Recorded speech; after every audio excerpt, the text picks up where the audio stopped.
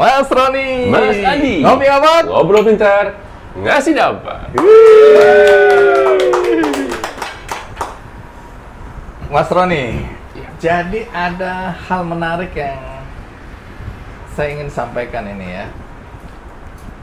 Saya ketemu anak-anak muda yang sukses dalam usaha. Kalau zaman dulu tapi zaman saya, kita kan kalau lagi sekolah, kuliah, orang tua nasihatnya selalu bilang fokus, jangan mikir macam-macam, fokus kuliah belajar. Nah, ternyata zaman sekarang nggak seperti itu lagi. Saya menemukan anak-anak muda yang sukses yang ternyata memulai usahanya ketika mereka masih di bangku kuliah. Nah, ini kan boleh dibilang sesuatu yang berbeda dengan di masa-masa lalu. Mana yang lebih baik dan mana yang lebih diutamakan itu soal pilihan. Tapi ternyata banyak juga anak-anak muda yang mampu membagi waktu dengan baik. Dia sukses dalam kuliah, nilainya bagus, tapi sekaligus dia sukses ketika berusaha. Memulai bisnis. Jadi gitu tidak tamat dulu, lulus dulu, baru memulai dari nol. Enggak. Biasanya dia sudah mulai, atau bakatnya sudah kelihatan. Ya, jualan di kampus. Kemudian begitu tamat, ada yang melanjutkan, tapi ada yang sudah mengasah keterampilan dagangnya. Nah, kalau menurut Mas Roni gimana anak-anak muda seperti ini? Iya, sebenarnya mereka banyak terinspirasi juga. Artinya, kalau kita lihat tokoh-tokoh Steve Jobs, Bill Gates, itu juga bahkan banyak yang drop out, terus bisnis gitu kan. Jadi sepertinya ada ilmu-ilmu di mana ada ilmu kuliahan, ada ilmu lapangan gitu. Nah, pada saat kita bisnis entrepreneurship, mereka belajar tentang bagaimana menghadapi ujian yang sebenarnya sebetulnya. Dan apalagi kalau mereka dari kuliah, dapat ilmu di kuliah, langsung diimplementasi langsung ke lapangan. Kadang-kadang ada yang udah baru setengah semester mau habis, udah kerja dulu gitu kan, tapi dia dengan bekal dari ilmu dari sekolah. Artinya dua bidang ini jangan dikotomikan, tapi disinergikan. Saya sepakat Pak Adi bilang bisa sukses di sekolah, tapi juga bisa sukses juga di bisnis. Oke, jadi nggak usah dikotomikan ya. Betul. Bahwa harus begini dulu baru begitu. Enggak, itu bisa sinergi malah ya, bisa bersama-sama ya. Dan kuncinya memang benar, mampu membagi waktu. Ya, karena jangan lupa tujuan utamanya memang belajar. Jangan sampai kemudian terganggu oleh kegiatan-kegiatan ini. Tapi memang ada juga orang yang memilih setelah di tengah jalan dia pikir, aku akan menekuni ini, jadi cukup belajarnya, kemudian dia bilang udah nggak perlu ijazahnya. Betul. Dan kemudian bisa memulai usahanya. Memang ijazah ini sekarang relatif ya. Orang kalau melamar pekerjaan sekarang yang pertama bukan ditanya ijazahmu apa, memang ditanya kamu lulusan apa, tapi nggak diperiksa ijazahnya gitu ya. Yang langsung ditanya kamu bisa apa, kami membutuhkan orang seperti ini, kamu bisa nggak? Bisa, dites, begitu bisa masuk. Iya. Jadi kalau nggak salah di Google sekarang juga begitu tuh, udah nggak ditanya lagi ijazah, tapi langsung nanya pengahlian dia, bisa programming apa. Iya, sesuai dengan kebutuhan dari perusahaan yang merekrut. Oke, jadi tamu kita ada korelasinya dengan pembicaraan kita ini? Benar. Nah, kita perkenalkan ya? Iya. Oke. Orang apa? Orang kepenak. Nonton Ngopi Ngapak bisa buat hati kasmaran. Ayo kancah sedulur, mari kita belajar sejenak dari ahlinya budidaya maggot yang punya omset sampai miliaran. Yuk kita kenalkan Mas Arki. Go Arki go. Iya. Terima kasih sudah hadir Mas Arki Gilang. Panggilannya Arki. Oke. Ini nggak ada hubungan lagi ya, Gilang Arki. Galang rambut. Galang rambut Anarki. Gilang rambut Anarki. Anakku. Iwan Fals itu teman sekelasku dulu, Iwan Fals. Okay. Di sekolah tinggi publisistik. Dia drop out. Setahun kemudian aku yang drop out. Berarti link dengan tadi pembicaraan di awal bahwa ada yang dipilih dan ternyata lebih sukses daripada yang nggak drop out. Tapi ini jangan ditiru karena persentase orang yang drop out sukses itu sedikit, tapi yang selesai dan sukses lebih banyak. Berarti itu orang-orang pilihan, orang-orang pintar seperti ini. Orang-orang kecelakaan. Oke, Mas Arki. Ya. Ini kalau dengar-dengar cerita ya, Mas Roni, kenapa kita ngajak ngobrol Mas Arki? Karena Ada yang unik nih Mas Roni ya, Mm-mm. Arki. Kita lihat kamu kan udah dari awal sudah merantau ya. Kamu Iya. aslinya mana? Aslinya sini, Banyumas. Oke. Oh, orang Banyumas asli ya? Sokaraja. Ngapak. Ngapak. Iya, Nah, ini ngapak. menarik. Ada orang yang dari awal lahir sampai dia meninggal ada di sini. Tapi Arki adalah orang yang melanglang buana sekolah di ITB ya. Iya, di Batu. Kemudian punya usaha di Jakarta ya. Jakarta ada, di Bandung ada. Bandung ada dan sudah ekspor, sudah macam-macam yang dia lakukan. Nanti cerita sendiri. Tapi akhirnya pulang kampung Pulang. dan memulai satu kegiatan yang tadi Mas Roni sebutkan, Margot. Margot. Wah. Budaya ya. Ini bukan marbot ya, ini margot. Jangan salah. Oke, bisa cerita keluar dari Banyumas usia berapa? Oke ya, saya keluar dari Banyumas Mas Ade ya. Saya 2004 lulus SMA. Saya SMA mana? SMA 1 Purwokerto. Oh, tuh teman-teman kaca dulu nih, alumni SMA 1. Alumni SMA 1 Purwokerto. 2004 saya kebetulan waktu itu daftar di Unsud nggak diterima. Oke. Ini real loh. Saya Oke. 3 kali ujian sampai itu di Oh, Unsud. 3 kali sampai? 3 kali di Unsud tuh memang nggak diterima. Ya kebetulan saya diterima di ITB. Yang ketiga Bang. Enggak, ini kan ujian Paralel. lokal ya, yang ini terus 3 kali nggak diterima, terus saya akhirnya daftar yang SPB yang nggak pakai bayar lah ibaratnya waktu itu. Kok malah yang nasionalnya saya diterima di ITB waktu itu. Ya udah saya ambil yang di ITB karena Jurusan? nggak bayar. Jurusannya geodesi, geomatika, tentang pemetaan, mapping. Oke. Nah, Nah, ini pemetaan Margot nanti. Oke, pemetaan terus? gitu. Nah, kebetulan Umur berapa itu ya?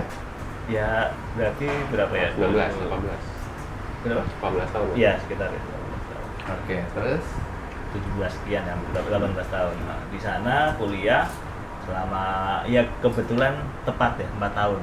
Oh. Kebetulan tepat anak 4 pinter tahun. ini, anak pinter. Mungkin bukan pintar, beruntung kali ya. Tapi nggak anak sakom kan? Hah? Nggak anak sakom ya? Semester awal. Oh, semester awal. Oh, 1, insya Allah lah gitu kan. Tunggu dulu, aku agak terganggu. Karena ini kan ada orang pinter, ada orang bejo gitu kan. Dia menganggap bejo yang lebih bagus kan. Tolong diulang lagi bahwa orang pinter itu yang lebih bagus. Oh. Ya. lupakan. Baik. Ya. Oke. Gitu. Ya karena Terus? waktu itu sebenarnya udah pasrah juga, udahlah keterima nggak terima udah gambling, saya ambil 2, kan ada pilihan 2 jurusan ya waktu Betul, itu. IPA ya? IPA, 2 jurusan, akhirnya saya ambil dua-duanya ITB. Gitu. Udahlah masuk nggak masuk, kalau nggak masuk ya wes lah, saya tak nganggur dulu setahun. Gitu. Nah kebetulan masuk di ITB, di sana ternyata begitu masuk saya juga stres. Karena orang pintar-pintar semua. Ya, tempat dibilang orang-orang pinter. Banyak mayoritas orang Itu pintar. pasti minum sesuatu tuh orang pinter. Aduh, ini. Oke, terus? Nah, dari situ aja saya baru merasakan selama seumur-umur tuh baru merasakan belajar ya di sana. Selama ini nggak pernah belajar sampai SMA gitu. Iya. Jarang, inilah lebih banyak ke kegiatan ke aktivitas kelompok-kelompok segala macam gitulah. Itu di sana.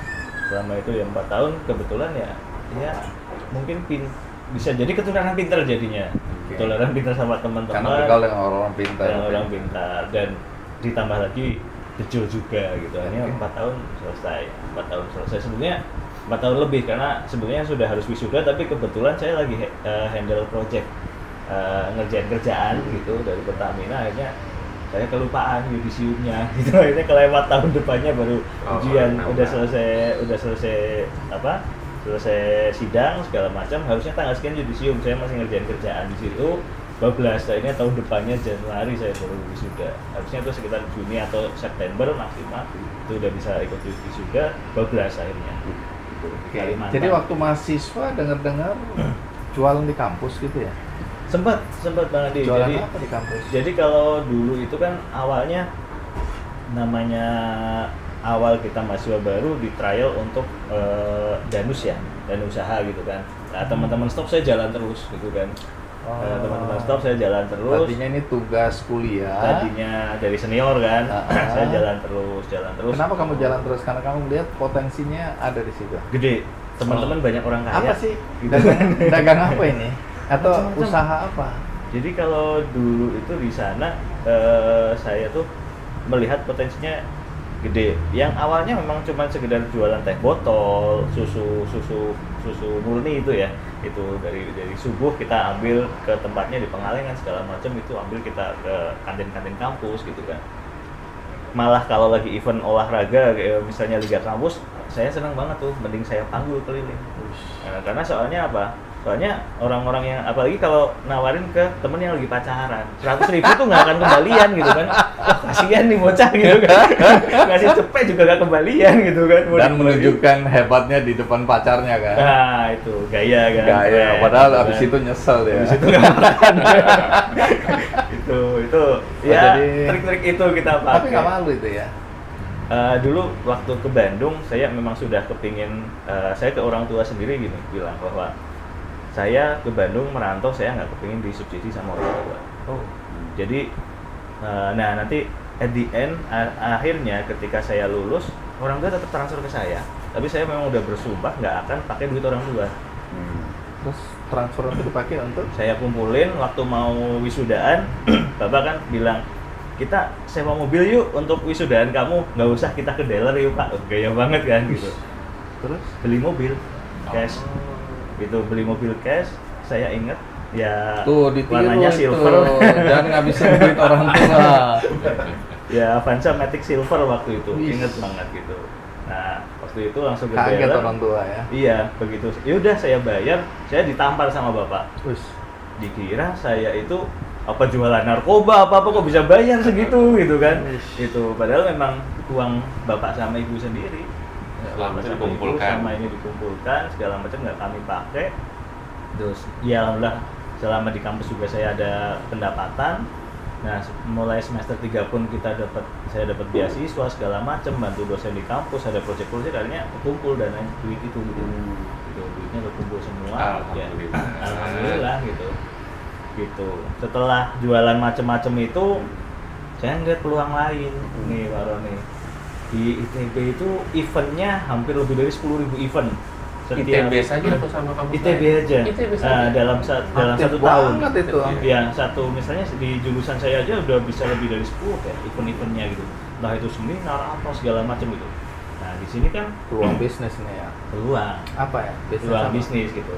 Nah, awalnya saya ngelihat hanya sekedar broker, mereka itu butuh kaos misalnya, butuh media branding, banner segala macam. Udah deh, tak bantuin deh sini gitu kan, tak bantuin kita yang kita yang nyiapin semuanya. IO lah ya. Iya, hampir kayak IO. Hampir kayak IO.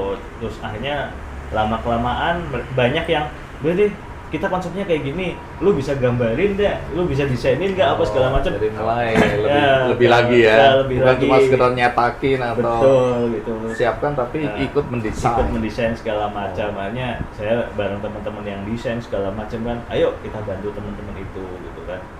Ternyata ada duitnya lumayan gitu kan. Ada duitnya lumayan, jalan lah itu kan. Sampai akhirnya sampai lulus kuliah tuh saya udah punya akhirnya kita punya, karena bapak kan wirausaha juga, punya usaha konveksi ya.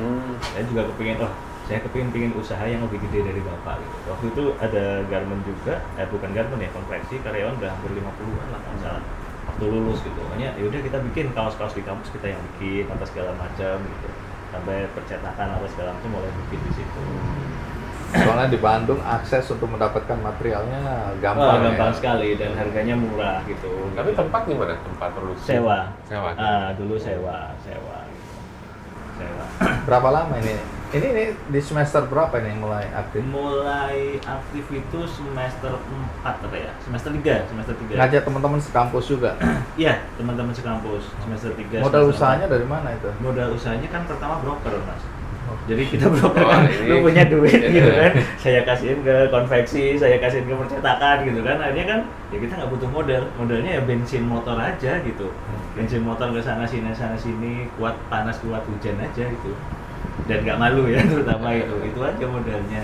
Dan saya ternyata gede lumayan gitu. Oke, ini menarik karena dulu sudut pandang mahasiswa kalau ngelihat ada mahasiswa lain yang kerja kayak gini tuh agak diremehkan ya. Tapi sekarang sudah mulai mindsetnya berubah. Betul. Malah dia bilang, gue ikutan dong. Karena ini sesuatu yang pertama melatih skill mereka, intuisi mereka untuk berdagang, dan ya pasti dapat duit di sini. Iya. Jadi sekarang lain ya cara Iya. pandang. Dan ngasahnya seru karena kalau kita berdebat konsep dengan sesama mahasiswa kan sama-sama idealis tuh.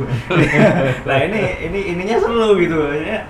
Itu apalagi di sana ya yang banyak wacananya, konsepnya macem-macem ya di ITB itu, jadi akhirnya udah terasa banget di situ gitu. Ya, ini penting juga untuk perdebatannya luar melatih biasa. leadership kan jadinya ya, Iya. kepemimpinan kan, Iya. karena bisa Iya. berinteraksi, Karena ini negosiasi, teamwork kan, dealing with difficult people gitu kan. Oke, Lot of lanjut. difficult people ya. Gitu. Nah terus kemudian tamat. jalan tamat. Nah setelah tamat Itu kuliah, jalan sampai gede, udah gede memang. ini dilanjutkan setelah keluar Lanjut. Tamat masih lanjutin Masih bisnis lanjut, ini. masih Tapi lanjut. bisnisnya kan di kampus nih. Nah, Masih di order masih oleh. konektivitas sama kampus, Oh. terus kita juga mulai keluar gitu. Sampai dengan waktu itu kita dapat order dari BUMN. Oh. Mas Andi, salah satu BUMN ya waktu itu. Salah satu BUMN, terus rebranding juga, rebranding packaging segala macam kita handle. Lumayan lah duitnya waktu itu. Nah, akhirnya oke lah udah beres itu, udah kita deal dengan itu, akhirnya kita berlima itu. Waktu itu kita berlima. Ini yang pertama ya kita berlima. Ini bentuknya apa? PT atau? CV waktu itu. Oh, CV. ya. Oke. Waktu itu CV. Setelah Pemilik sahamnya 5 ini. lima ini.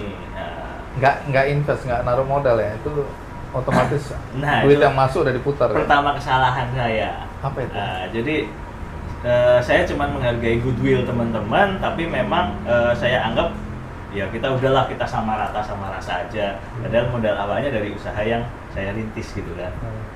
Saya minta teman-teman ada banyak teman-teman akhirnya gabung segala macam di situ. Harapan saya goodwill dari teman-teman ini bisa scaling up kita bareng-bareng gitu kan. Harapannya kan seperti itu. Ternyata Berjalannya waktu setelah kita dealing dengan beberapa hal, ya udahlah waktu itu saya yang jadi leadernya di situ lah, saya yang mimpin. Udah sekian lama, sekitar 1 tahun lebih lah, hampir 2 tahun setelah lulus itu, saya bilang udah ya, udah dapat proyek gede ya, aku tak off dulu lah, karena kepengen ke Purwokerto bantuin bapak usaha gitu, bapak usahanya lagi goyang gitu kan. Oh ya oke gitu. Nah, setelah itu saya minta izin 3 bulan balik ke sini, balik ke sana lagi udah nggak dianggap gitu. Hah? Udah nggak dianggap lagi, yang ketemu pengacara apa segala macam. Ya udahlah tak tinggal gitu aja sih. Wow. Itu pertama sih. Itu pertama, ya. Jadi apa saya kan pelajaran apa yang bisa dipetik dari ini? ya memang dari awal, walaupun kalau kita lihat ya, kita memang ada tahu punya teman baik segala macam, kita ngasih goodwill segala macam, ya tetap harus sesuai proporsi sih dari awal. Makanya saya yang kedepannya juga nggak seperti itu. Ketika memang kita yang chip in di situ, ya kita harus lebih mayoritas biar bisa memutuskan sesuatu. Dan itu harus ada dokumentasinya ya. Harus ada dokumentasinya, Administrasinya Nah, semua ya. Nggak bisa udahlah cincay aja lah, enggak ya. nggak bisa. Itu harus ada teken-tekenan di atas materai itu ya. Dan notaris. Notaris. Kadang materai itu juga nggak berbunyi. Oh, Misalnya oke. gitu. Oh, jadi Materai harus gitu pakai kan notaris bahkan ya. dinotariskan. Oke. Gitu. Jadi ini pengalaman bahwa sesuatu yang dimulai nih, awal itu sudah harus tertib di sini ya. Iya betul. Nggak boleh dianggap sepele ya. Termasuk badan usaha itu juga sudah Betul. harus ya. Iya bukan usaha harus gitu. Nah setelah itu kan, setelah itu akhirnya saya bikin usaha-usahanya semuanya PT semua. Gitu. Karena waktu itu, nah kebetulan setelah saya keluar dari situ saya bikin usaha lagi kan, ekspor waktu itu. Ekspor apa? Waktu itu minyak goreng jelantah Kemana ekspornya? ke Belanda, Jerman. Kalau di sana China, dipakai China. untuk apa ya? Biofuel.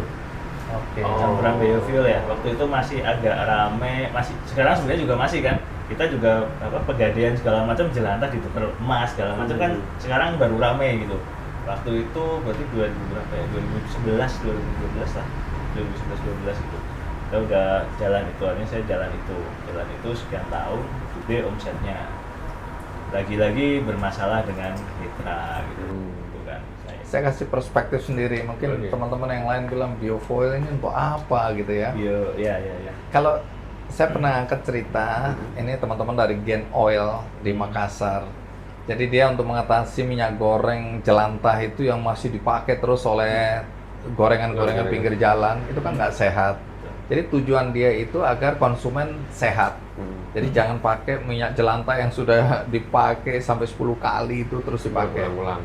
Nah, waktu dia mau bilang, oke, saya ke pool, saya beli ya, gitu kan. Waktu mau beli aja, ternyata nggak gampang, karena itu sudah jatah preman. Betul. Ada preman pengepul. Iya. Untuk minyak jelantah itu. Ada pengepulnya, Pak. Ada. Ada pengepulnya. Nah, akhirnya dia Pak kerjasama sama Roni. preman pengepul. Oke, kamu ngepul, kamu jual ke saya dengan harga lebih tinggi. Dia olah sedemikian rupa jadi biofuel. Nah, kemudian ini dijual ke nelayan-nelayan Nah, yang pakai motor Johnson itu, Iya, kalau iya, di iya. Papua Johnson itu. Nah, atau ya pokoknya semua motor-motor yang dipakai nelayan tradisional dengan harga yang lebih murah. Nah, jadi ini siklusnya seperti itulah. Nah, sehingga orang dengan dana yang ada dia juga menjual dengan harga murah untuk minyak goreng. Jelantahnya diambil lewat preman. Preman dapat jatah, jasa Betul. atas jasa, jatah untuk jasanya dibayar gitu. Oke, jadi itu ada kegunaan untuk bahan bakar lah. Ya, untuk bahan bakar. Next, terus Ya memang di minyak itu ya akhirnya saya mulai memfilosofikan semua usaha itu sesuai dengan barang bidang usahanya. Licin banget memang di minyak ya, Mas Andi. Mas Roni. berapa lama itu bisnis 3 minyak tahun, ini? 4 tahunan, 3-4 tahun. Ekspor tapi ya. Iya, jadi waktu itu memang cepat banget. Saya juga nggak nyangka usahanya cepat segitu. kencengnya. Kok ngerti ada peluang untuk ekspor minyak jelantah dan kok berani gitu kan? Nah, Ini kan masih pemula ini, sama. nggak punya pengalaman nih. Saya dulu karena berangkatnya ibaratnya cuma sendal jepit celana kolor, ya udah ayo gitu kan. Ayo lah, dan masih bujang kan, belum punya tanggungan gitu, belum punya istri, belum punya anak gitu. Ya ada teman kasih info, dan saya kan nganggur waktu itu kan. Saya sudah ngomong ke keluarga, waktu itu ditawarin di beberapa BUMN, saya nggak ngambil. Saya tawarin kerja di BUMN, sempat ditambang beberapa tambang minyak sampai yang di Timur Tengah, saya juga tawarin kerjaan di sana. Nggak saya ambil gitu. Nggak tertarik. Nggak tertarik kerja. Gitu. Pengennya ngerjain orang gitu. Buka lapangan pekerjaan. Buka lapangan kerjaan. Setelah itu, yaudah deh, teman ngasih tahu info, yaudah saya coba. Ya, datangin ke office-nya dia. Oh iya, ternyata emang real, dia mulai ngepul dan dia ekspor gitu kan.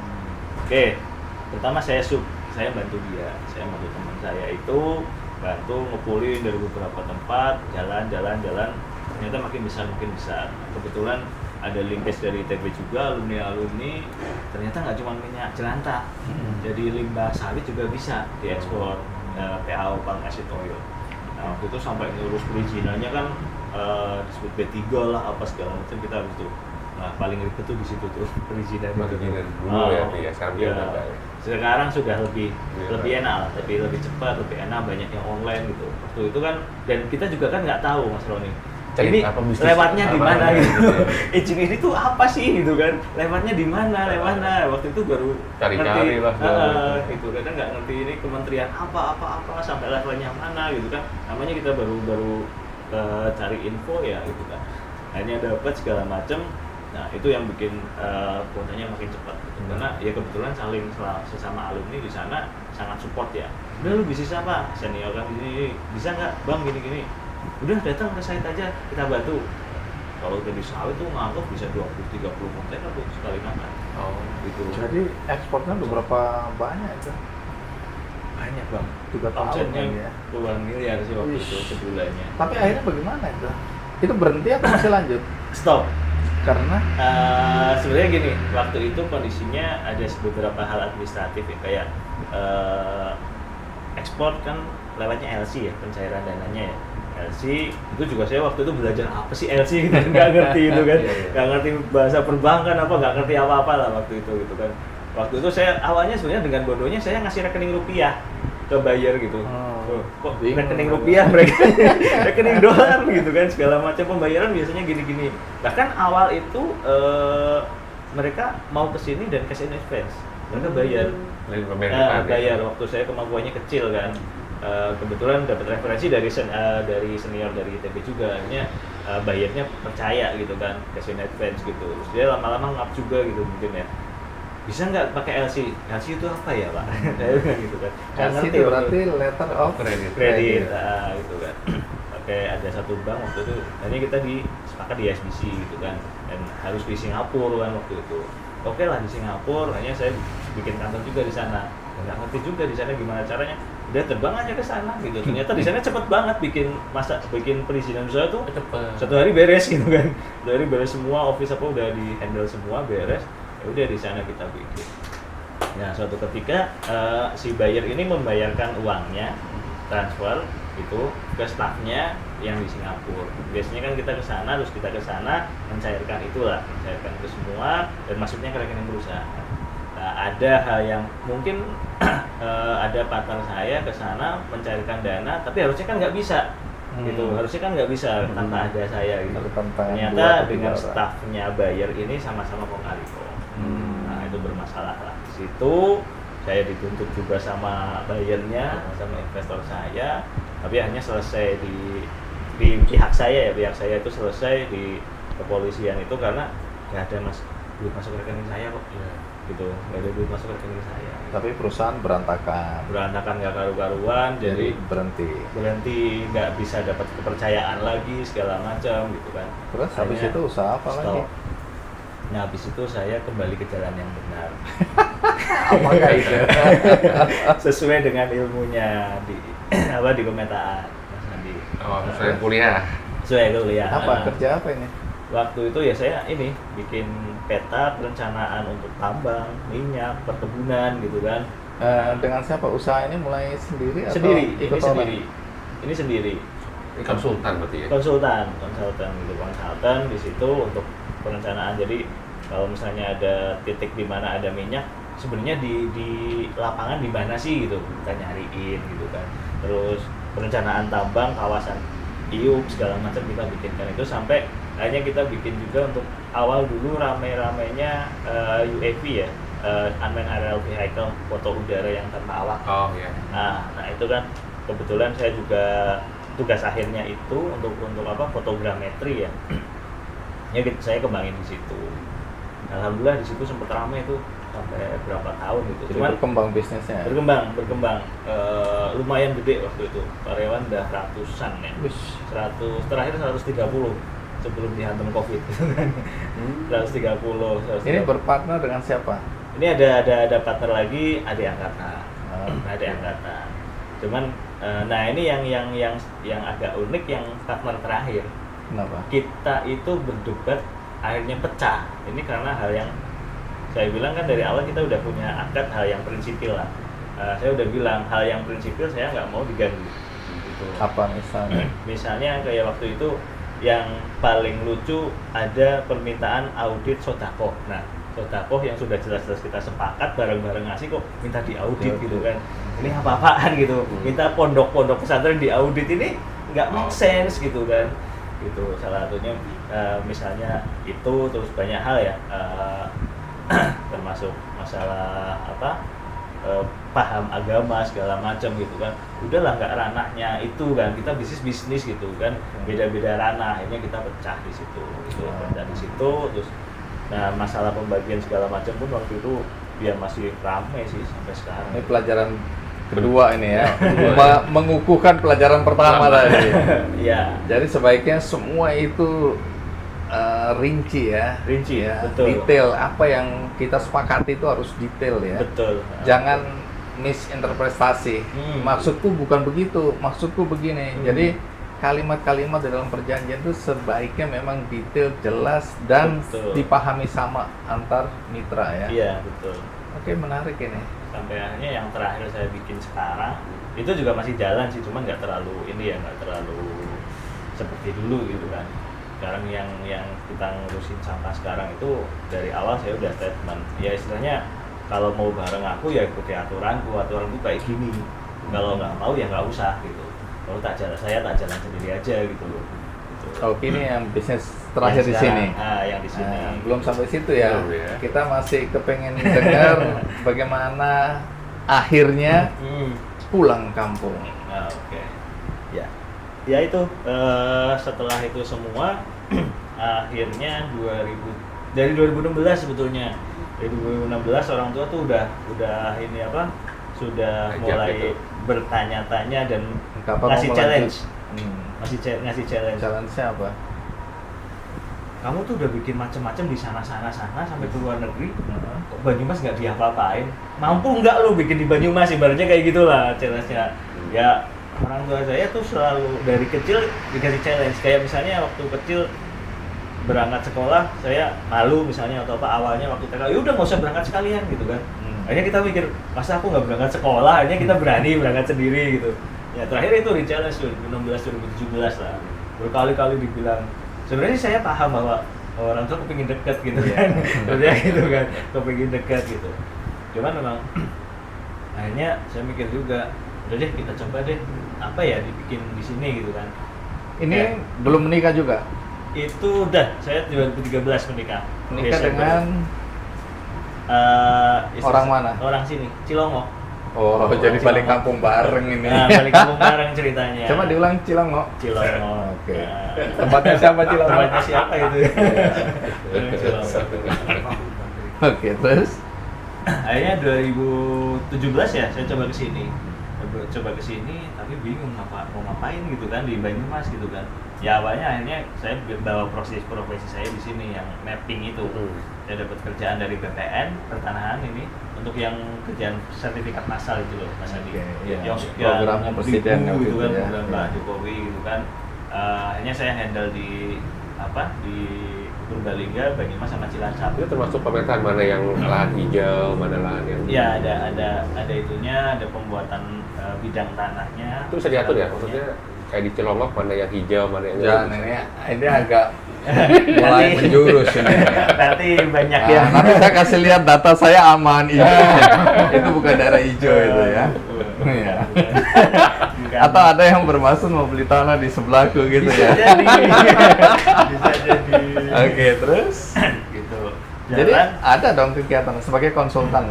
ya ada kegiatan Oke, di sini terus? sebagai konsultan itu. Cuman kan waktu itu juga kan saya berpikir bahwa kegiatan ini kita sebagai konsultan kompetisinya udah luar biasa gitu kan dan paling cuma bertahan 2-3 tahun lagi. Tapi kan pas ekspor tuh omset sampai miliaran. Begitu yang pemetaan sampai juga malah di bawah. Terbesarnya kalau nggak salah kita hampir 200-an setahun. Per tahun. Satu tahun. Menarik. Mau belajar geodesi? Perlu juga Telat. pemetaan. Telat sekarang harganya udah drop. Kan udah banyak yang Udah masuk banyak, ya. udah banyak yang Dan main. teknologi sekarang luar biasa Teknologi ya. luar Betul, biasa betul. gitu. Oke, Nah, saya terus? juga mencoba memprediksi di sini, oh paling ini bertahan 2-3 Nggak tahun lama. lagi, nggak lama gitu kan. Ya setelah itu kita bisa hidup pun syukur gitu Iya. kan.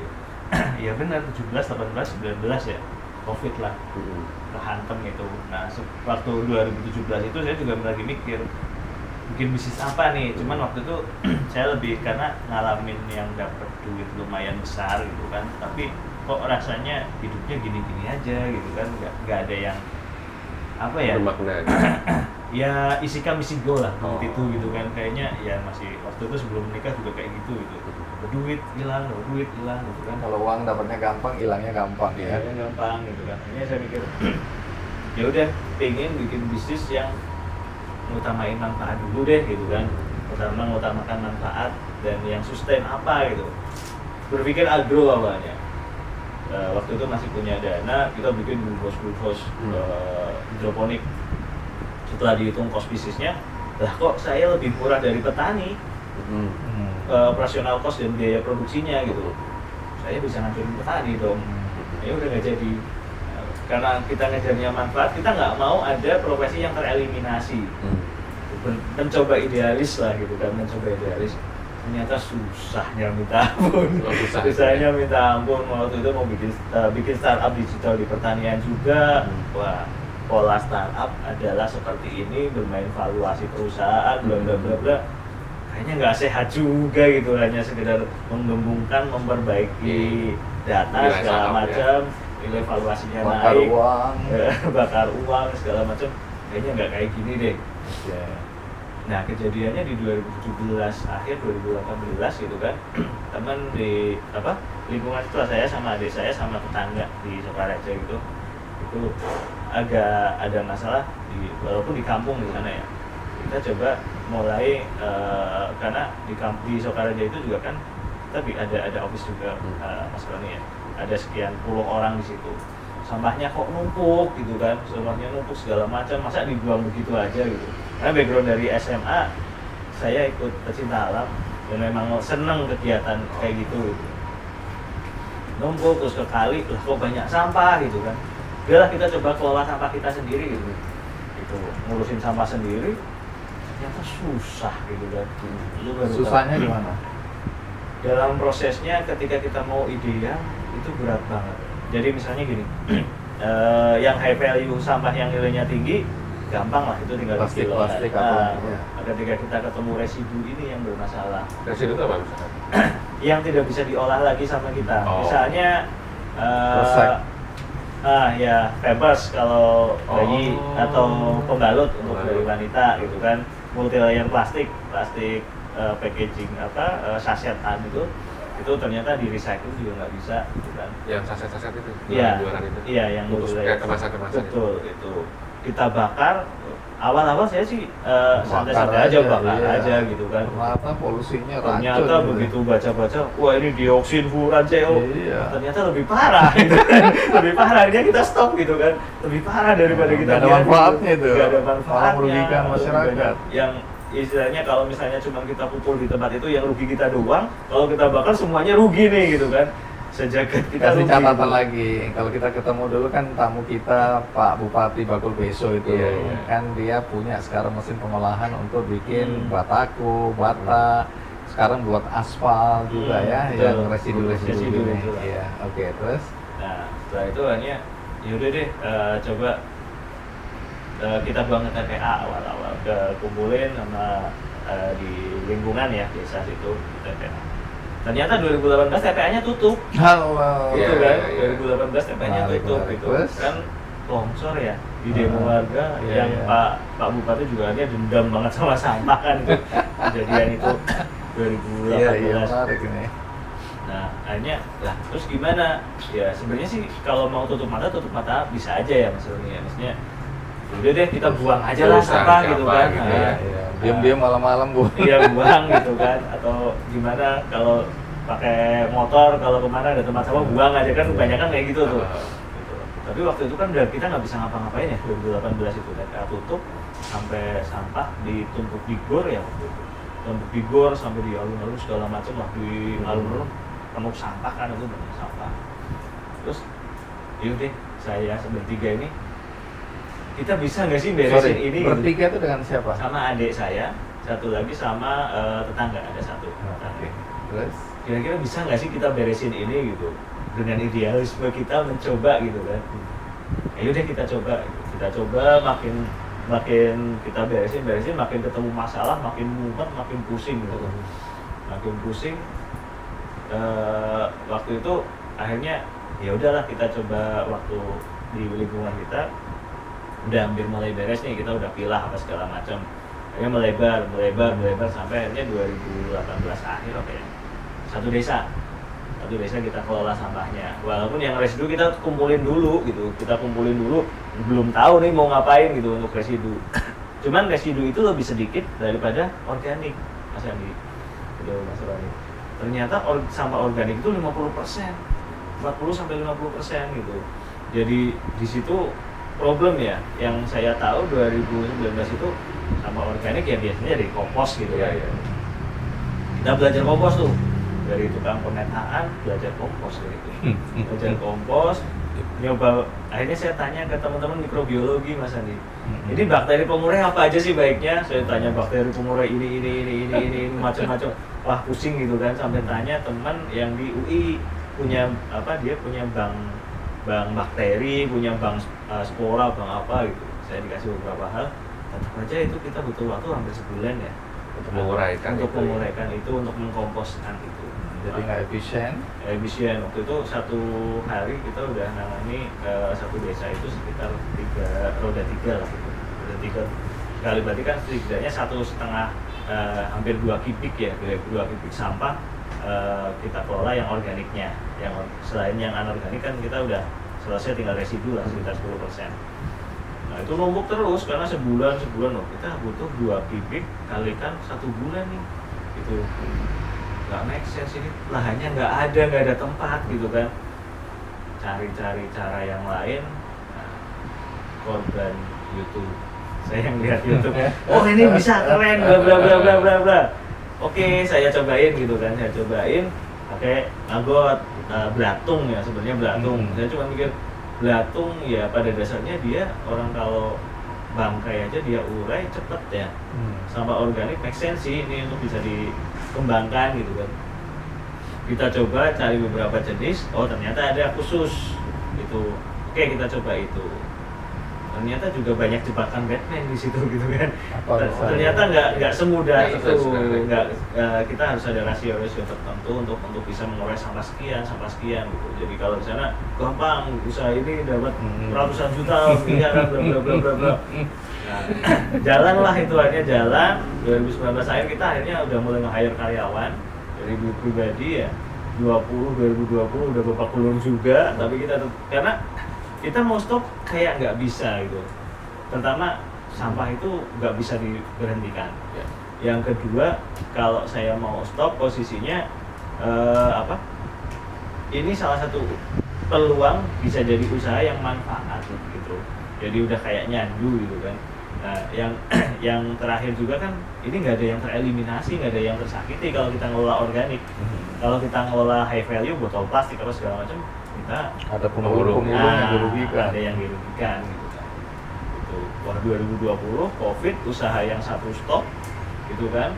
Covid makin menjadi di situ. Orang yang di rumah yang pada waktu itu udah Pak Bupati kalau nggak salah udah ke tempat kami, hanya udah kembangan terus, tolong bantu teman-teman juga gitu. Kita udah hampir 5 desa waktu itu, 5 desa 2020. Ya kami terkoneksi dengan kelompok-kelompok swadaya masyarakat lain, kita dampingi yang lain waktu itu. Nah waktu kondisi Covid itu yang agak ribet tuh, masalah orang yang isoman, sampah dari orang isoman. Teman-teman di pengelola sampah juga pada takut ya, takut. Tapi kalau misalnya kita stop pengelolaan sampah, selain Covid akan banyak penyakit timbul lagi, pasti akan ada ya malaria, ya diare, pasti akan makin banyak tuh. Karena sampah keputusannya itu. Keputusannya Bismillah gitu, Bismillah. Jalan terus cuman ya hanya kita waktu itu udah ada pendapatan walaupun masih minus ya, masih bleeding usahanya, masih minus banget itu. Ya udah sekalian.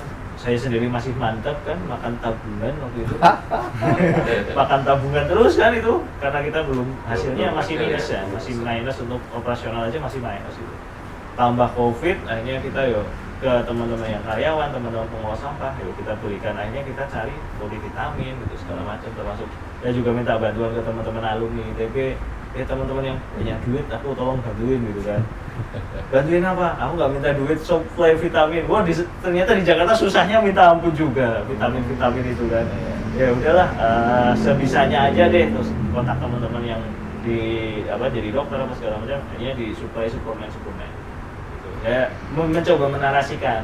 Kebayang nggak kalau misalnya sampah ini stop? Gue bantuin teman-teman pengelola sampah loh. Sekarang Covid, sampahnya stop. Lu kebayang nggak kalau misalnya sekarang waktu itu udah mengelola sekitar berapa ya? Sekitar 5 dampak kan per hari, 5-6 truk sehari. Bayangin tuh ya. Nah, stop mau ditaruh di mana? TPA lagi gitu kan, segala macam gitu.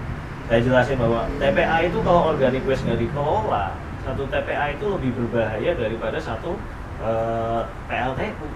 Karena gas metannya yang menumpuk itu kan 25 kali lebih berbahaya dari CO metan untuk global warming bla bla bla bla bla. Kadang ada yang bilang, apa sih lu ngomongin kayak gitu, nggak jelas banget gitu kan. Awang-awang gitu ya. Awang-awang terus. Tapi ada beberapa yang ternyata aware. Jadi deh gue bantu lo gitu kan. Gue bantu, lu butuh buat apa? Tolong kirim suplemen nih buat teman-teman ini, vitamin. Bisa, tapi gue cuma bisanya sekian. Gue bisa ngasih duit, tapi duit di sini juga bisa kita cari, tapi nggak ada suplemennya kan. Waktu itu permasalahannya itu APD itu kan habis semua gitu. Hanya APD kami dibantu dari alumni juga, waktu itu 1 truk dikirim ke sini dari Ikatan Alumni ITB Saya udah bagi ke teman-teman, ternyata rumah sakit bermasalah semua, hanya lebih banyak dibagi ke rumah sakit. Mas Rani, Mas Rani ya. Lebih banyak ini satu truk itu kita bagi-bagiin ke rumah sakit. Ya kita, ya udahlah sebisanya kita aja gitu sambil bismillah gitu kan. Jadi sorry, kalau memulai bisnis market itu yang dibutuhkan pertama lahan. Tempat. Nah, Ini tempat tertutup atau terbuka? lebih baik tertutup dengan sirkulasi udara bagus. Oke. Nah itu semua dari mana itu modal untuk persiapan tadi? Waktu awal itu Tabungan juga. tabungan sendiri. Oke, lahannya Beli lahan punya sendiri, lahan udah punya Punya tabungan. sendiri. Nah, waktu itu terus akhirnya pakai lahan desa juga ada gitu. Oke. Lahan desa. itu produksinya awal-awalnya nih bulan pertama, bulan kedua atau tahun pertama itu berapa banyak produksi? Waktu itu paling cuma 5 kilo, 10 kilo sehari. Itu nggak terlalu banyak karena kita juga masih bingung ya. Ini yang dijual apanya? Kalau bisnis margot itu produknya Oh apa iya. aja? Bisnis maggot itu sebetulnya maggot itu belatung ya. Iya. Belatung itu ternyata dia sumber protein yang cukup tinggi. Nah, sumber protein tinggi. Terus yang kedua, hasil dari sampah organik yang diurai itu jadi pupuk organik yang dienzimasi oleh di maggot ini. Jadi bisa dijual yang Dua-duanya apa? bisa. Dua-dua. Maggotnya kita keringkan jadi pakan ternak, sumber protein. Nah, pupuknya jadi sumber nutrisi buat tanaman. Ini ada pasarnya nih. Ada. Jadi waktu itu saya akhirnya ya karena ya balik lagi tadi jebakan dari YouTube, akhirnya saya harus belajar lebih banyak. Waktu itu saya tanya ke Profesor Maggot ya, memang Pak Agus Papahan dari IPB. Beliau memang risetnya tentang maggot ini gitu. Akhirnya saya kontak waktu itu Bram Dorfman ya dari Swiss, dari EWEG gitu kan. Yang ada proyek di Indonesia juga di Surabaya, saya diskusi sama beliau. Terus ada banyak sih teman-teman dari luar, saya minta linkage karena di Indonesia kan nggak ada ya teman-teman alumni. Gimana nih, ada yang lagi S2 di luar negeri, ada yang S3 di tempat kuliah lu, ada yang belajar maggot nggak? Apa sih maggot? Belatung? Nggak apa ya, maksudnya ngapain sih orang belajarin belatung gitu kan? Ternyata ada beberapa perguruan tinggi kayak di ETH ya, Zurich gitu segala macam. Makanya saya komunikasi sama mereka. Itu tahun berapa berarti ya? Itu 2019 akhir 2020-an. Oke, kalau sekarang semua orang udah tahu lah ya maggot ya. Ya, mulai Paling tidak banyak yang tahu. Karena menarik. Karena saya pernah ngangkat cerita juga dan produk-produknya itu bisa banyak sekali Banyak, ya. betul. Jenisnya ya. Untuk apa aja misalnya produknya dan kegunaannya apa aja? Kalau keunggulan utamanya maggot BSF ini kan dia sebenarnya antimikrobialnya. BSF itu apa? Black Soldier Fly. Jadi lalatnya khusus. Oh, lalat khusus. Lalatnya khusus. Black Soldier Fly. Lalat tentara hitam. Tentara hitam. Nah, khusus. Jadi yang melahirkan larva-larva itu Si atau lalat itu gimana dikumpulin? Nggak boleh kawin sama yang lain gimana? jadi dilarang sama KU. lalat itu ternyata dia menghormati sesama spesies ya, sesama lalat saling menghormati gitu kan. Jadi lalat ini khusus wujudnya dia itu seperti kayak hampir tawon panjang, lalatnya hampir panjang itu. Nah, dia itu ketika sudah ada lalat itu, lalat lain nggak mau datang. Gitu. Dan dia Koloninya udah koloni dibentuk sudah berkoloni gitu. Jadi dari awal, makanya perlu ruangan tertutup tadi ya? Ya. Di hasil alatnya tuh itu aja. Nah, jadi lalat ini beli atau gimana? awalnya saya beli belatungnya. Belatungnya. Beli Belatung belatung itu ya, nanti dari jadi situ. lalat, Nah. lalat bisa jadi Jadi membuat telur, belatung lagi. kayak gitu. Nah, uniknya lalat ini kan dia pejantannya hanya sekali kawin mati. Oh, oke. Nah, betinanya itu Makanya jangan jadi lalat. jangan jadi lalat. Betinanya bertelur mati gitu.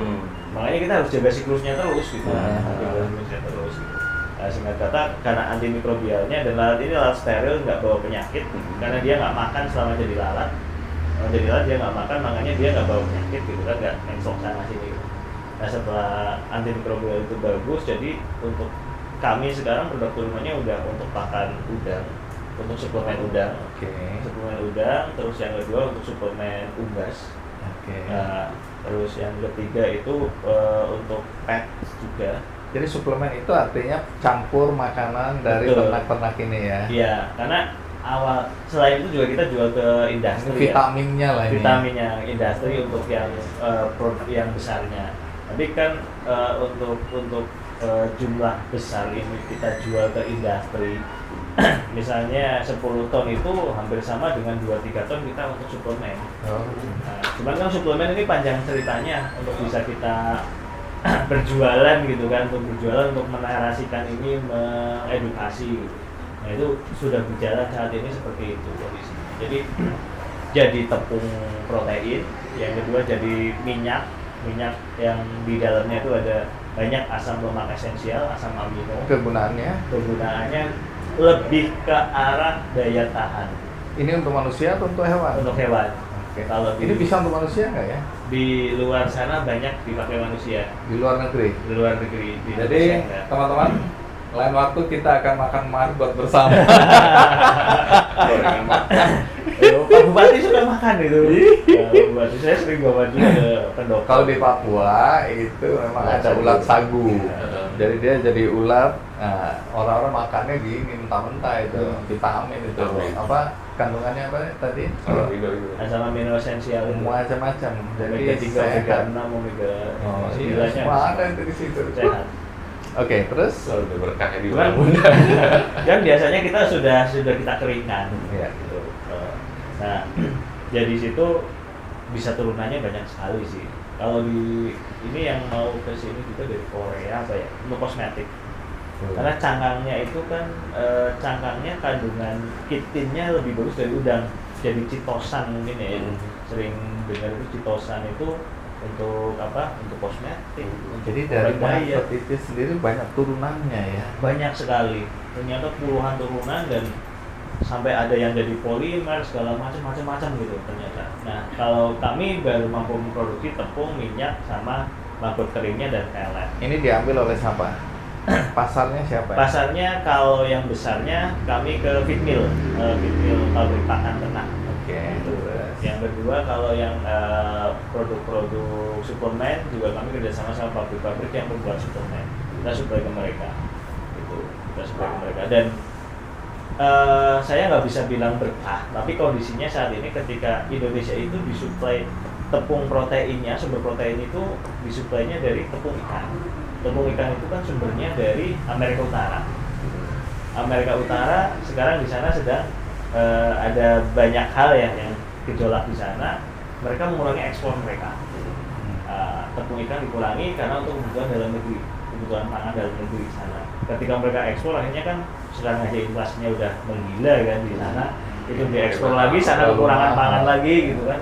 Akhirnya di sini harga tepung protein ini mulai naik nih. Yang tadinya orang mencari alternatif sekarang. Orang mencari alternatif yang lebih sustain. Nah ini kan dari ternyata margot ini bisa mensubstitusi. Mensubstitusi bahkan lebih bagus. Oh. Gitu, bahkan lebih bagus karena asam amino esensialnya kalau kita mulai merintis usaha margot. Nah, justru ini menarik karena menariknya gimana? Kalau misalkan nih masyarakat mau bisnis mulai margot, iya, minimal lahannya berapa? Kemudian jauh dari lokasi. Itu bau nggak? Pabriknya ini gitu, bau sampah nggak? Sebetulnya kalau sampahnya kita disiplin, fresh disiplin, itu nggak bau. Baunya hanya sisa makanan aja. Nah gitu, jadi kayak misalnya di tempat-tempat lain, saya kan nggak cuma di sini ya, di beberapa tempat lain yang kita disiplin, sampah itu hari itu juga kita olah, ya baunya bau makanan. Oke. Tidak bau busuk. Minimal lahan berapa hektar harus punya? Memulai. Tergantung mau berapa banyak. Oke, berarti berapa ton atau kilo sampah minimal yang harus diambil dan dia akan jadi berapa ekonomis paling minimum. Betul. Untuk misalnya kita bisa bicara skala usaha kecil ya, usaha kecil. Misalnya kita bicara untuk 1 kintal margot fresh per hari. 1 kintal margot fresh per hari. Kalau kita menggunakan, ada 2 metode, ini bisa di lantai, dihampar, ada yang bisa pakai rak. Nah, rak atau box ya, metode baru kita ditumpuk pakai box 10 tingkat sampai. Nah, kalau box itu untuk 1 kintal per hari kita cuma butuh lahan 10 kali 5 cukup. Gitu. 50 meter persegi ya. Nah, itu cukup. Tapi kalau misalnya untuk di lantai itu kita butuh lahan kurang lebih berarti sekitar 20 kali 20 meter. Kalau 400 100 meter lah. kintal per hari itu perkiraan pendapatan per bulan berapa? 1 kintal itu harga penjualan maggot hidup 4.000 sampai 5.000 rupiah per kilonya. Jadi kalau 100 kilo itu ya pendapatannya kurang lebih sekitar 400-500 ribu per hari. Setelah dipotong dengan biaya-biaya tadi. Kalau kita sudah mensiklus sendiri, biayanya hanya tenaga kerja dan penyusutan. Misalnya untuk 100 kilo per hari itu cukup 2 orang. Tenaga kerja di sini yang tahu UMK sini 2 jutaan ya, 2 juta, jadi 4 juta. 4 juta pendapatannya berarti sekitar 15 juta ya. 15 per 30 ya? Ya, karena sampah kalau khususnya di Banyumas nih Mas Roni ya, Pak Bupati dan Pak Junaidi ya Kepala Dinas LH itu membuat kebijakan yang mau budidaya sampahnya jelas akan disuplai. Kebijakannya itu yang luar biasa di Banyumas. Disuplai itu sampai ke lokasi, Kalau bisa diakses sampai ke diantar sampai di lokasi. Tapi memang ada hal tertentu, misalnya harapan dari Pak Bupati sekalian 1 dump truck. Karena kan terkadang permasalahannya kan armada yang dimiliki PLT kan truk. Gitu. Kalau sekalian 1 dump truck itu mau diantar, tapi kalau kurang dari itu ya ngambil yang tempat terdekat, tapi nggak jauh. Kalau 1 dump truck itu berapa ton? Sekitar 3 ya, 2,5 sampai 3 ton, 3,3 ton. Oh, 3 ton. 3 ton. Nah, kalau untuk 3 ton berarti perlu lahan sekitar tadi Kalau 50. 3 ton itu nanti jadinya minimal 3 kintal. 3 kintal. 3 kintal maggot. Oh, 3 kintal. 3 kintal maggot. Berarti Kurang lebih cukup minimal 150 meter.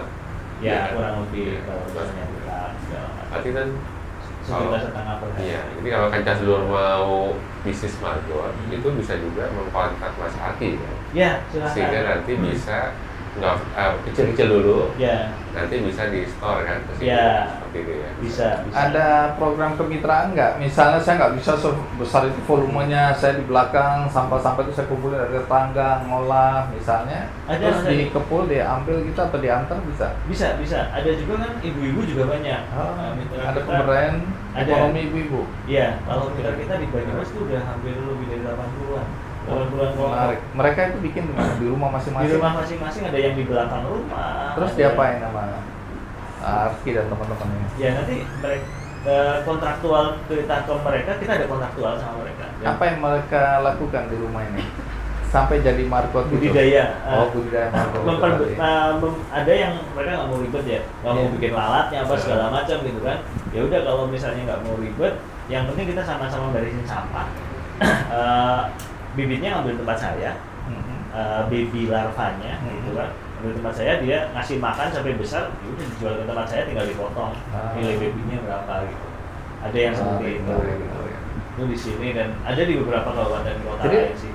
usahanya jadi sekarang bukan cuma di Banyumas ini ya, Iya, nggak cuma di Banyumas. tapi ada di mana lagi? Di Semarang ada, terus di Magelang kita lagi start bersama teman-teman di sana, terus di Pekalongan ada, terus di Bogor ada, di Kenapa nggak di Magelang? Magelang dalam Sedang proses, dirintis. lagi proses sama teman-teman di sana. Isunya yang Borobudur ya, kalau dari sampah. Ya, jadi sekarang itu Magelang kabupaten punya 2 candi. Candi dari sampah. Candi sampah. Jadi memang kemarin ini Menteri KLHK-nya kan bilang, Mas Andi itu loh di Borobudur sampahnya udah nggak keruan. Karena antar instansi itu punya kebijakan Iya. yang nggak sama. Yang ini dilarang buang sampah, tahu-tahu ada lagi kementerian menyediakan tempat sampah. Nah kemudian udah menggunung dan residu itu ya. Betul. Nah tapi kan ini sedang diusahakan dibawa ke Cilacap ini. MDF ya. Iya. Jadi Jadi udah sebenarnya- jual. Tapi Ya, banyak. ini yang nangani banyak ini. Betul. Yang beda-beda, ada 3 perusahaan yang ikut campur tangan untuk mencoba meredusir sampah di sana ya. Karena baunya udah gila-gilaan. Udah gila, betul. Jadi ternyata saya mikir ketika ini sudah berjalan, sekarang ya alhamdulillah udah profit. Sekarang kita udah profit bleeding sampai tahun Berapa tahun bleedingnya? sampai 2022. 2022 kita udah positif. Neraca kita udah positif.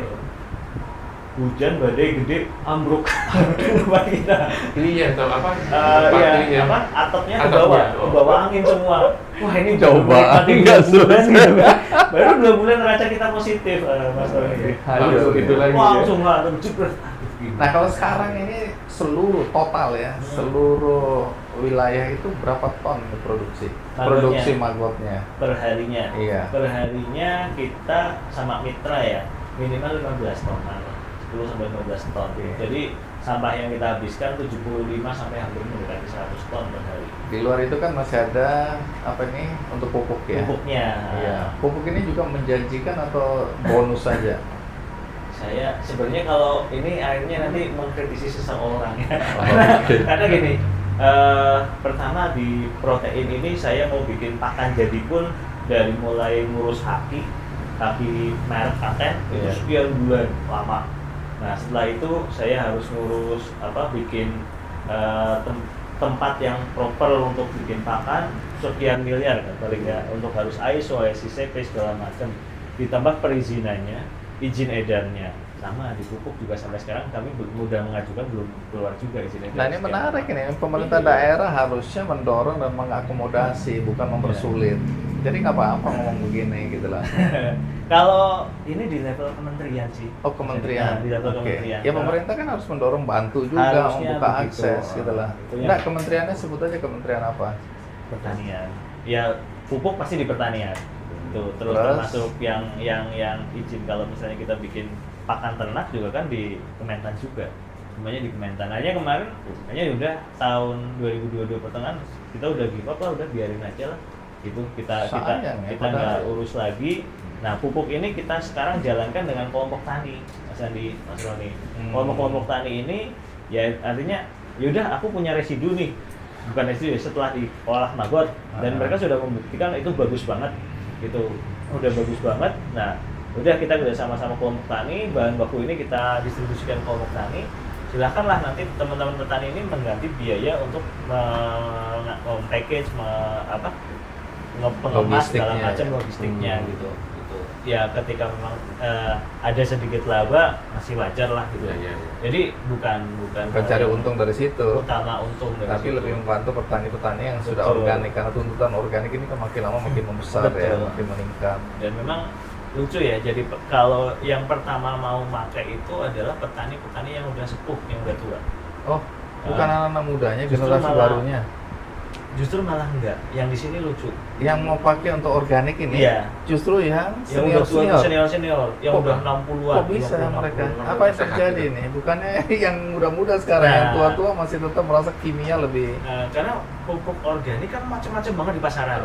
Nah, yang akhirnya ada yang mau nyoba, begitu dicoba di Hasilnya sawahnya bagus. bagus. Dia cuma memperhatikan, oh tanahnya bagus nih. Begitu tanahnya bagus, dia yakin langsung yang Ada udah bukti tua, langsung udah ya. tanahnya Oh. bagus, bukan lihat dari hasil tapi tanah bagus. Ah. Udah ada jalan sudah kayak gitu. Ya itu akhirnya yang udah mulai ikut. Oh, menarik nih, saya baru tahu. Nah, Tak pikir justru anak mudanya yang Yang sekarang mau, ya. paham ini kan, karena tuntutannya dan pergaulan mereka dengan aplikasi teknologi yang luar biasa. ya, Oke, jadi belajar dari semua perjalanan hidup ini boleh berbagi ke teman-teman ya. Ini kan jatuh bangun nih, ya. dan kemudian bidang usahanya macam-macam. Ada orang yang mau tetap ngotot aja di situ, padahal udah pasti nggak ada harapan, tapi dia enggak, pokoknya aku ini. Pertama karena dia suka, kedua karena dia menguasai, ketiga nggak mau belajar. Ini kan tadi mulai lagi market itu apa, bagaimana cara minta izinnya, ekspor itu apa dan seterusnya, kan belajar dari nol terus. Iya. Nah, kepada teman-teman yang cepat putus asa, yang baru jatuh sekali udah healing itu, apa nasihatnya, Mas Argi? Ya tantangan kita kedepannya makin luar biasa dengan persaingan yang ada. Intinya saya cuma berpikir bahwa bikin usaha yang manfaat, bisa bantu banyak orang, nggak usah mikir macam-macam. Kalau kita bantu orang, kalaupun toh orang tidak ada yang bantu kita, Tuhan yang akan bantu kita. Itu aja sih. Udah tinggi nih filosofinya. Jadi ini social enterprise ya. Iya, lebih ke situ. Ya, jadi Arki adalah sociopreneurship bidangnya, sociopreneur orangnya, social enterprise adalah usahanya. Menarik karena semakin banyak anak-anak muda sekarang ya tertarik untuk masuk ke dunia sociopreneurship ini ya. Betul. Karena usaha untung tapi berdampak, bermanfaat lagi ya. Dampaknya lebih besar. Nah, kalau dari BI sendiri melihat kegiatan-kegiatan social enterprise, kan banyak orang salah ya, persepsi bahwa social enterprise itu usaha sosial itu nggak akan untung gitu loh, itu pasti rugi kegiatannya sosial, kan tidak. Nah kalau dari BI sendiri kebijakannya Jadi gini, atau saya tertarik tadi Mas Aki bilang tentang apa climate change gitu ya, atau di yang awal story-nya. Iya. Jadi BI ngelihat konteks yang besarnya dulu bahwa menurut penelitian itu kalau kita diamkan sampai 2050 secara dunia itu PDRB akan turun 18%. PDRB coba bisa dijelasin? Pendapatan domestik bruto dari suatu negara, tapi itu total global 18%. Kemudian dari Bappenas cerita 2022 itu mungkin sekitar ada kerugian potensi sekitar 544 triliun kalau kita nggak mitigasi climate change. Nah, climate change itu nanti dampaknya macam-macam. Ada misalkan tadi demam berdarah naik, gitu kan, terus kecelakaan kapal laut, pantai, kemudian produksi makanan kan, berarti ikan-ikan udah mulai banyak Plastik, makan plastik. macam-macam. Terus air bersih dia makin susah. Nah, ini ngomongin climate change tadi baru. Nah, masalahnya climate change itu akan diperburuk kalau negara itu banyak sampah. Gitu. Nah, banyak sampah, Indonesia nomor 4 terbesar di dunia sampah plastik. Ngeri ya. Itu 4 besar di dunia sampah plastiknya. Tapi ternyata kita punya sampah organiknya lebih banyak lagi dari sampah plastik itu. Padahal sampah organik itu lebih banyak yang bisa menyebabkan efek greenhouse. Jadi rumah rentan. Sehingga kalau ini organik kita itu 60%. Terus yang plastik 14%, sampah kertas 9%. Nah, artinya kan makin banyak tuh 60%. Nah, ini kaitannya sama maggot gitu loh. Bahwa maggot bisa menyelesaikan atau menurunkan lebih cepat dibanding tadi pakai apa? Pakai Composting segala macam. Nah, jadi konteks ini kaitannya sama perekonomian. Makanya Bank Indonesia melihat social enterprise orangnya, sociopreneur perusahaannya, social entrepreneur orangnya, dan dikawinkan dengan pos yang pintar, jadi akan kelihatan bahwa arah-arah ini memang sustain gitu. Jadi siklus sirkular ekonominya jalan, gitu kan. Kalau UMKM yang di Bank Indonesia banyak pegang ke arah social enterprise, tentunya kan arahnya ke ekonomi bangsa lagi. Gitu. Nah, ini yang kita lihat. Semoga teman-teman kan dulu juga terinspirasi, dan nanti kalau mau contoh yang paling simpel sampah itu udah bisa mulai sama Mas Arki. Kita kebetulan BI bantu pengolahan sampah di Dieng. Oke. Tapi di Dieng kan kita belum sampai ke Maggot nih. Dan nanti bisa aja Mas Arki bantu kan untuk itu sana masuk. Kemarin kita datang dari Jepang ke sini, investor untuk mau beli maggot kering, ya kan? Ya. Bahkan dia minta kalau nggak salah per bulan 40 sampai 50 ton. Dan waktu itu pada saat kita kesini, sudah belum mampu ya kalau nggak salah ya kita memproduksi di itu ya. Banyumas belum. Kebetulan saya udah punya kontrak dengan pabrik, jadi saya nggak bisa melepaskan. Iya. Nah, artinya poinnya bahwa gimana masih potensi masih banyak. Sehingga kalau teman-teman Teja Seluruh mau ikutan bisnis, kontak Mas Arki biar berkolaborasi, sehingga dimana sudah ada. Dan luar biasa, karena tadi Mas Arki berapa jual sekilo? Kalau keringnya kami kalau ke industri sekitar 25 sampai 30 ribu. Nah, mereka siap beli sekitar 40 sampai 50. Waduh. Udah ada margin yang itu. Belum kalau nanti kualitasnya tadi dibilang alatnya khusus gitu kan. Ada macam-macam kualitasnya. Gitu. Nanti kita buatlah maggot pintar versi Tiongkok gitu kan. Berarti margotnya minum sesuatu lah ya. Jadi pintar margotnya. Atau lalatnya jadi pintar ya. Setuju. Oke, menarik. Ini menyelesaikan masalah bangsa sebenarnya kan, karena tadi kita dengar data kita salah satu bangsa penghasil sampah yang merusak lingkungan urutan keempat ya. Ada China yang kita lihat, India dan seterusnya, Amerika juga. Nah, jadi ini menarik. Bisnis untung, masalah sosial bisa diturunkan atau bahkan mungkin satu hari bisa dihilangkan ya. Oke. Terima kasih Mas Arki ya untuk inspirasi perjalanan hidup, inspirasi untuk kegiatan usahanya, dan tentu saja pesan-pesannya buat teman-teman yang nonton acara ini. sekali lagi terima kasih. Jadi tiada pesta yang tidak berakhir, maka kita harus akhiri acara ini. Silakan ditutup, Mas Roni. Kapak bukan sembarang kapak. Kapak dipakai potong terasi. Ah. Sekian episode Ngopi Ngapak. Semoga Ngopi Ngapak selalu menjadi virus yang memberikan inspirasi. Baik, ngopi ngapak.